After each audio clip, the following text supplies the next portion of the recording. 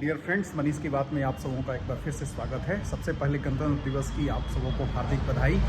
आज ही के दिन हमें अपना संविधान मिला था। आज ही के दिन वास्तव में हम लोग आज़ाद हुए थे। और आज़ादी की जब बात आती है तो मुझे बहुत सारे क्वेश्चंस मेरे दिमाग में आते हैं कि अंग्रेज़ों से तो हम लोग, गुलामी से तो हम लोग आज़ाद हो गए, लेकिन क्या हम अपने कुत्सित मानसिकता से आज़ाद हैं?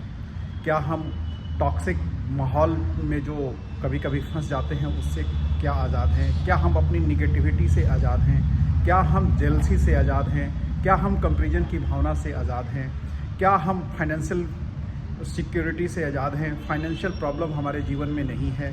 तो आज़ादी सिर्फ अंग्रेज़ों से या गुलामी जो है उससे ही नहीं चाहिए हमें। आज़ादी हमें हर मामलों में चाहिए।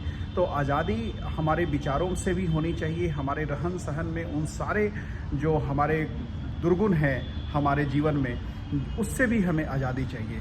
तो मुझे लगता है कि हम रियल मायने में तभी आज़ाद हो सकते हैं जब हम अपने बुरे विचार को त्याग दें, जब हम कंपैरिजन की भावना को त्याग दें, जेलसी की भावना को त्याग दें, किसी की बुराई करना त्याग दें। जो भी हमारे अवगुण हैं, अगर उससे हम आज़ाद हो जाते हैं तो रियल मायने में हम आज़ाद होते हैं।